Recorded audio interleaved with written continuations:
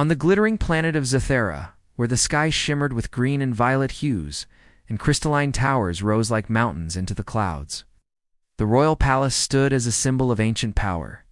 Its spires reflected the sunlight in rainbow patterns, and its halls were filled with echoes of 1,000 generations. Yet inside a storm brewed in the heart of one young alien girl. Her name was Lyra. And she was the daughter of the High Council of Zathera.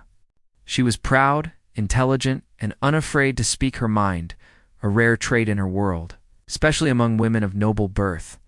Lyra had grown up studying strategy, art, and the ancient laws of her people. She had been taught to obey her elders, yes, but she had also been taught to think, to question, to rise.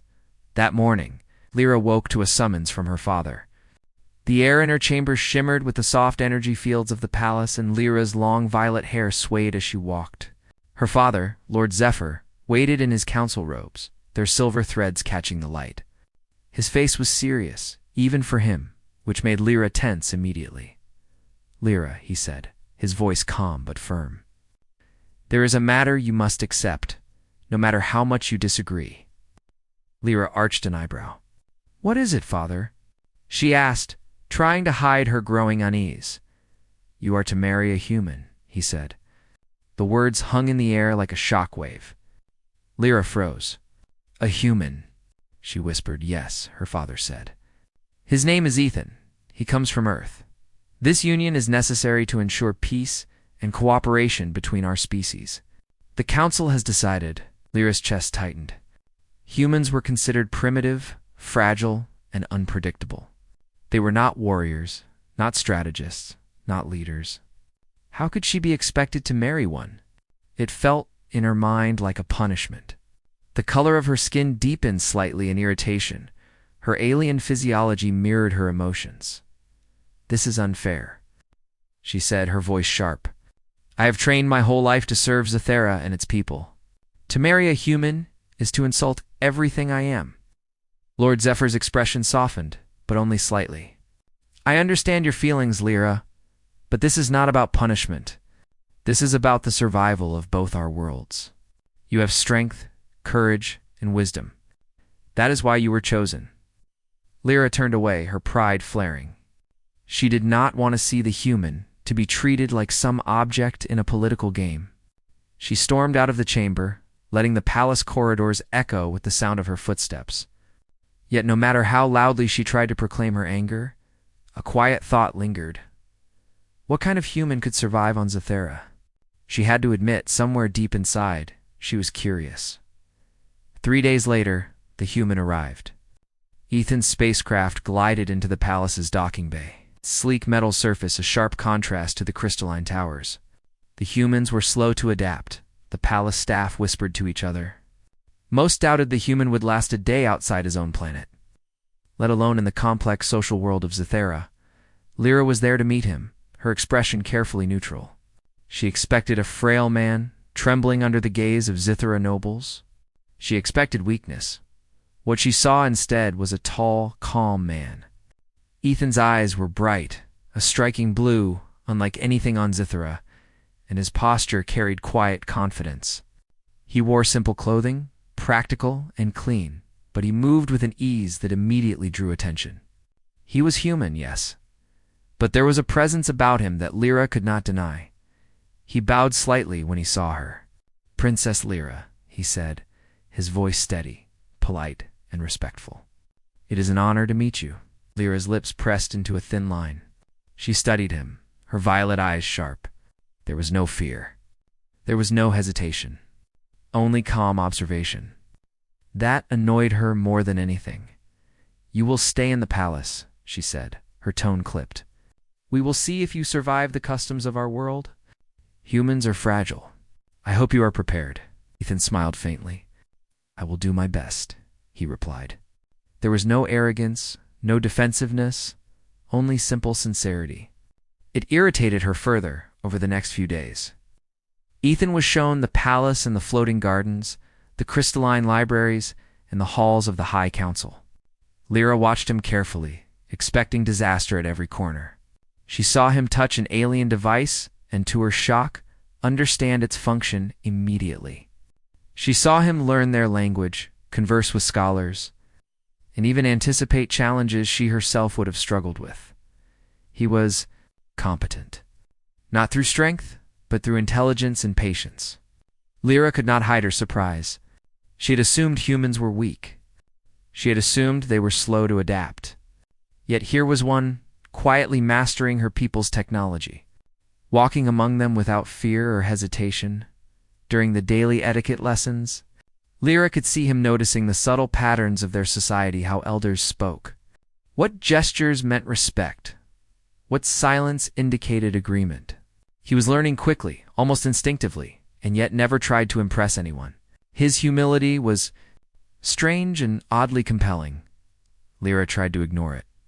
She focused on the insult, the punishment, the unfairness of being forced to marry him. Yet, despite her efforts, she felt a flicker of curiosity each time she watched him succeed where she expected failure. One evening, the palace was filled with a soft, violet glow from the twin moons of Zathera. Lyra sat in the royal gardens, her long hair catching the light, thinking about the human. She refused to admit it aloud, but she found herself wondering about him not as a threat, not as a joke, but as a person. Ethan appeared at the garden gate, quietly observing her. "Princess Lyra," he said softly. "May I join you?" Lyra's pride bristled. She hesitated, then said, "If you can keep up with the pace of my thoughts, then yes." He smiled, a small, genuine smile.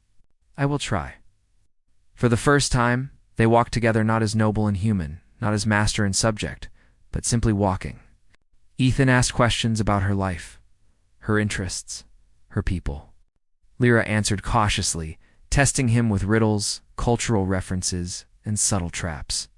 He answered all of them not perfectly, but with creativity, insight, and care. It irritated her, and yet, she felt a strange sense of relief. He was not mocking her. He was not afraid. He was engaging with her on her terms. For someone she had called a punishment, this human was proving. Interesting, then. The council called for a formal meeting to announce the betrothal. The palace buzzed with nobles and scholars, each whispering their doubts and predictions. Lyra's heart beat faster than she expected. She did not want to admit it, but there was a nervous energy she had never felt before, not from fear of the human, but from the uncertainty of what might come next. When they entered the grand hall, Ethan walked beside her, calm and composed. Lyra's eyes scanned the crowd, noting the skeptical glances, the whispering voices. But Ethan did not falter. He stood straight, quietly observing, letting his presence speak for him. The High Council leader raised a hand. "Princess Lyra," he said, and human representative Ethan. "Today marks a union of two worlds. It is a partnership meant to secure peace and understanding for generations. Let this marriage be the first step toward harmony." Lyra felt the weight of the words. She wanted to resist, to protest, to refuse. But when she glanced at Ethan, she saw nothing but respect, nothing but calm. And in that moment, she felt a tiny shift in her own heart, a flicker of curiosity and doubt. Perhaps this human was not what she had believed. Perhaps he was more. As the ceremony ended, and the council adjourned, Lyra walked beside Ethan in silence. The palace corridors stretched endlessly, shimmering under the soft lights. Her mind was a whirlwind of thoughts. Anger, pride, curiosity, something she did not yet understand. Ethan finally spoke, breaking the quiet. "I know you think this is unfair," he said softly. "I cannot change that. But I can promise you this. I will respect you, your people, and your world. And I will do my best to prove that humans are more than what you think." Lyra looked at him, studying his calm expression. She did not reply. Her silence was her armor, but inside, a seed of doubt and perhaps even admiration had been planted. The story ends, part 1, with Lyra standing at the balcony of the palace watching the twin moons of Zathera. For the first time, she wondered if this human, this punishment, might one day change everything she thought she knew about strength, courage, and heart. The days following the betrothal were filled with instruction, observation, and endless scrutiny. Lyra found herself in a strange mix of emotions. frustration at being forced into a marriage, curiosity about the human who had arrived on her planet, and an unspoken tension that neither she nor Ethan could name. The palace corridors, usually quiet, buzzed with whispers. Scholars debated Ethan's competence. Nobles mocked the idea of a human marrying into their ranks, and servants exchanged cautious glances. Lyra, proud and independent, felt the weight of every expectation. She had to maintain her dignity, even when every part of her wanted to rebel. Ethan, for his part, moved with quiet confidence. He adapted to the alien architecture, navigated the floating gardens, and even learned to interact with Zithra's delicate energy fields, delicate structures that humans were never supposed to touch without injury. Lyra watched him as he worked, expecting mistakes, expecting hesitation. She found neither. What is it about him? She whispered to herself one morning as he carefully guided an unstable energy conduit into place. Why does he not fail? Why does he not fear? She did not know that Ethan, though human, had a keen sense of observation, patience, a calm mind that allowed him to learn quickly. He saw patterns others missed, approached problems step by step, and never panicked under pressure. To Lyra, it was almost unnatural, almost unfair. One afternoon, an alarm rang through the palace. The floating gardens trembled as a hostile faction of alien mercenaries breached the outer security perimeter. The palace staff scrambled, and Lyra felt a familiar surge of panic, but Ethan was already moving, his human instincts guiding him. He reached for her hand without hesitation. "Stay close," he said firmly, his eyes scanning the approaching danger. Lyra recoiled slightly. "He dares touch me," she thought, but there was no time to protest. The enemy was fast, and the corridors were narrow. As their hands met, a strange warmth spread through her. It was not fear. It was not power. It was calm, safety, trust. For the first time, she realized that his touch carried more than mere physical contact. It carried reassurance. She felt her body relax, even as danger pressed close. The attack was brief but intense.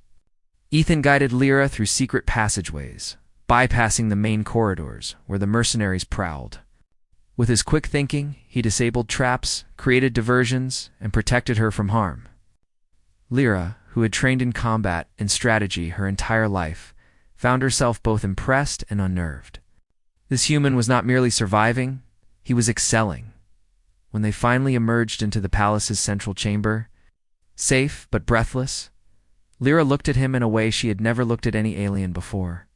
You did that very well," she admitted, her voice quiet. Ethan smiled faintly. "I did what anyone would do to protect someone they care about," he said simply.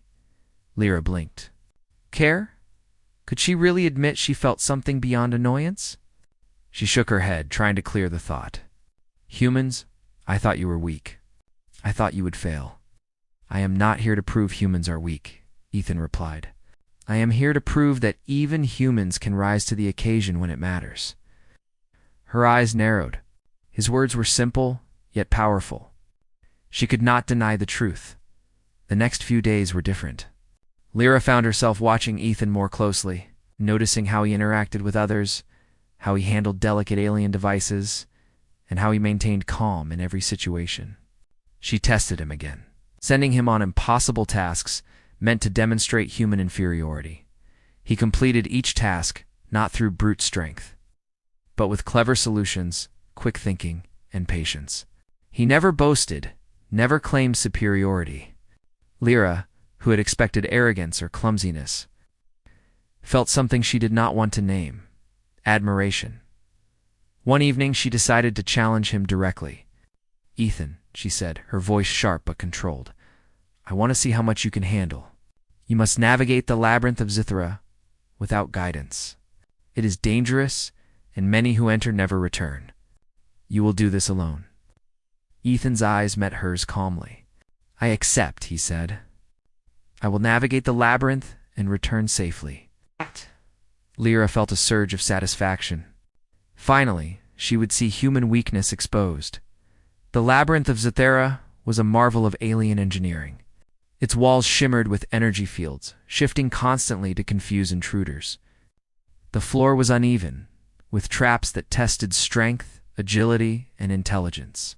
Lyra followed silently from above, using the palace's observation system to watch him. Ethan moved carefully, analyzing each obstacle. When a wall seemed impassable, he looked for patterns in the energy fields.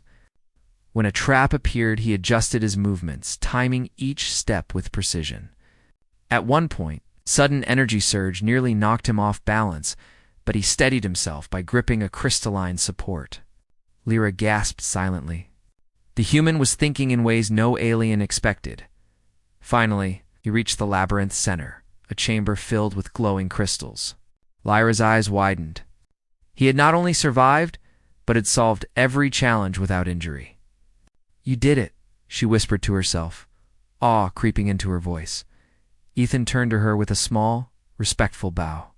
"I promised I would," he said. Lyra felt an unfamiliar warmth spread through her chest. He had kept his word, not for glory, not for approval, but simply because he believed it was the right thing to do. She realized something that unsettled her. This human had strength beyond what her culture recognized, and courage beyond what she expected. Days later, a celebration was held to honor Ethan's success. Nobles murmured among themselves, noting that the human had surpassed their expectations. Lyra, however, remained quiet, her thoughts elsewhere. She could not ignore the shift inside her heart, the curiosity and admiration she felt, and the strange comfort his presence brought. That night, she found herself in the palace gardens again, walking alone. Ethan appeared quietly beside her. "You've changed since the labyrinth?" he said gently. "I can feel it. You are beginning to see humans differently." Lyra's pride bristled, but she could not deny the truth. "Perhaps," she said softly, her voice almost a whisper. He reached for her hand again, tentatively. "May I?" he asked. Lyra hesitated. She wanted to pull away, to maintain the distance she had built. Yet deep inside, something urged her to accept. She felt a strange pull toward him, a trust she had never felt with anyone. Slowly, she placed her hand in his. The moment their hands touched, a spark of energy seemed to pass between them, not magical, not alien, but something real and human. Lyra felt warmth, safety, and a strange sense of calm.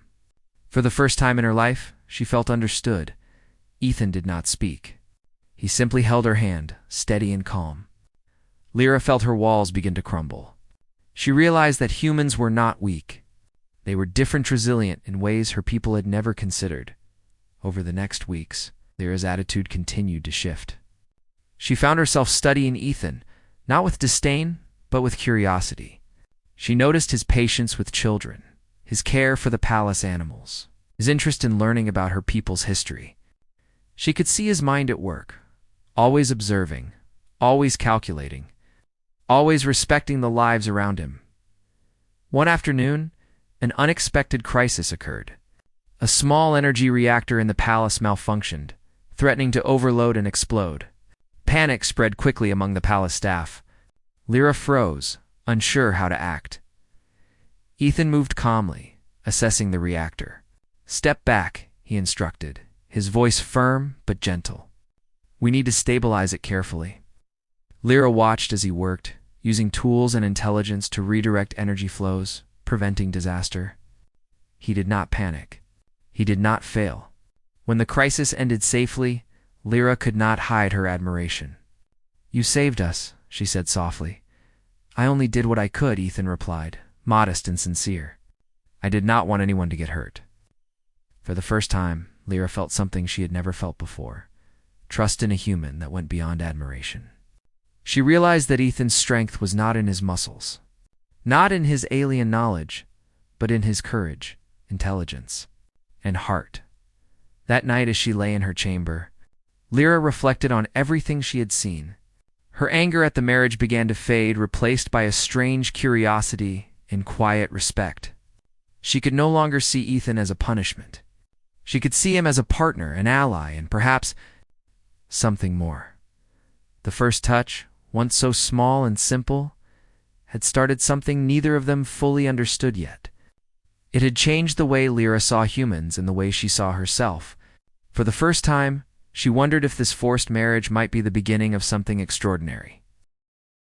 The palace of Zathera glimmered under the twin moons, casting long shadows across the crystalline towers.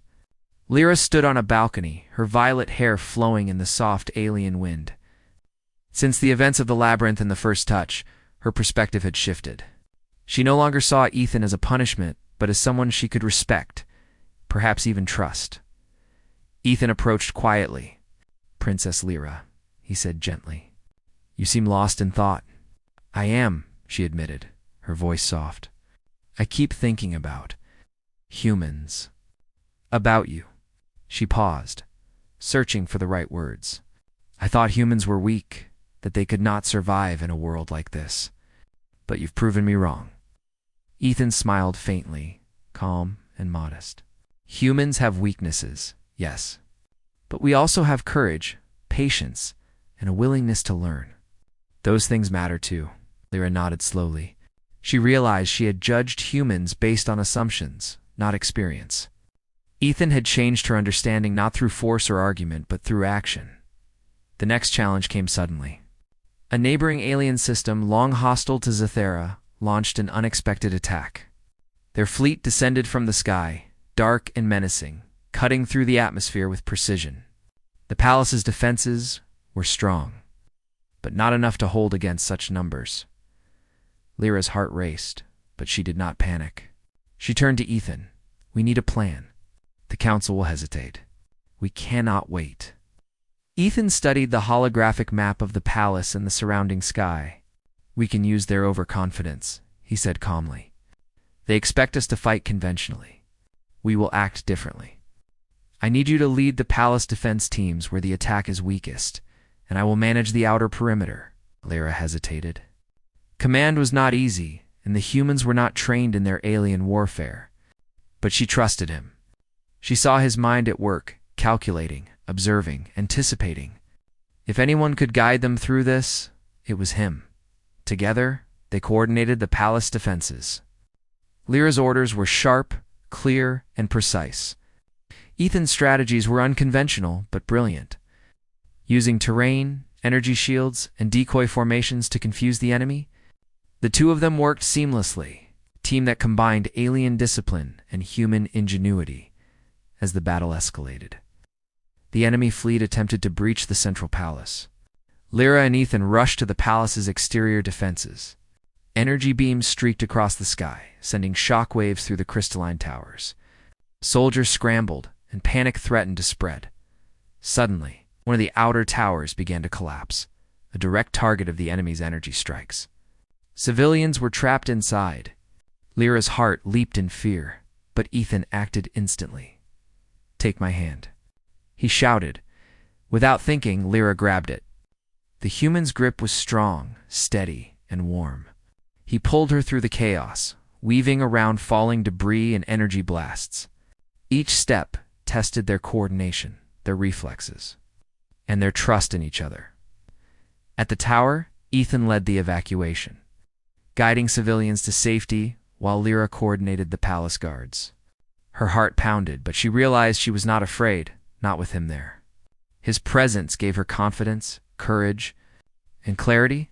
By the time the tower was secured and the last civilians were safe, the enemy fleet had begun to retreat, confused and frustrated by the palace's unconventional defense.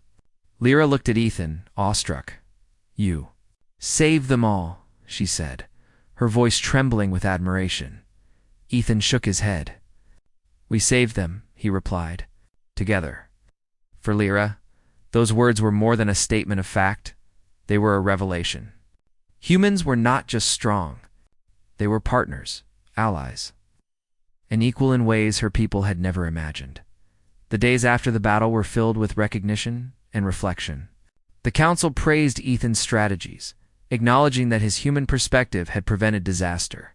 Lyra too felt a change within herself. She no longer saw her marriage as punishment, but as an opportunity to learn, to grow. And to form a bond that transcended species, she and Ethan spent long hours walking through the floating gardens. discussing philosophy, history, and the mysteries of Zithera.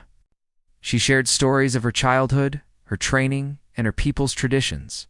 He shared stories of Earth, of humanity's struggles and triumphs, of courage and hope. Each conversation deepened her understanding, not just of humans, but of the power of heart, trust, and connection. One evening, as the twin moons reflected in the palace's crystal pools, Lyra turned to him. "Ethan," she said softly, "I never expected this. I never expected to respect you, or to feel something like this." Ethan looked at her with calm understanding. "You do not have to explain it," he said. "Feelings, respect, trust, those are universal. They do not depend on species."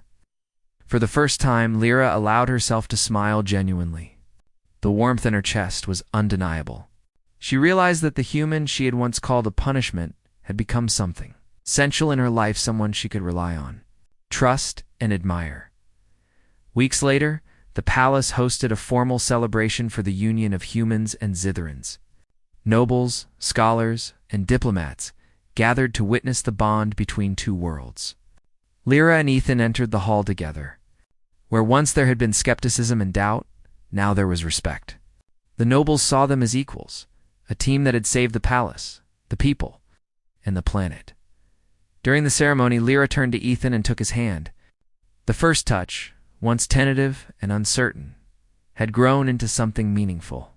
Their fingers intertwined naturally, and a calm energy seemed to radiate from their connection. The High Council leader addressed the crowd. "Today we witness not only a union of species, but a union of hearts and minds. Let this partnership symbolize the strength, courage, and resilience of both humans and Zitherans." Lyra's heart swelled with pride, not only for herself, but for Ethan, for humanity, and for what they had achieved together.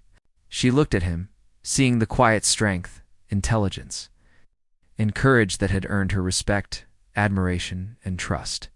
"You were right, Ethan," she said quietly, her voice full of sincerity. "Humans are not weak. You've shown me what courage, heart, and strength really mean," Ethan smiled. "And you've shown me what wisdom, grace, and determination look like in a world far beyond my own.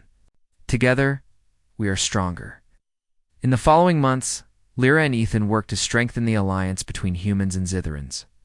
Their partnership became a model for diplomacy, strategy, and mutual respect. Lyra's people learned to appreciate the human perspective, and humans gained new knowledge of alien technology, culture, and resilience. The bond between Lyra and Ethan deepened with each passing day. They shared victories and challenges, danger and celebration, thought and laughter.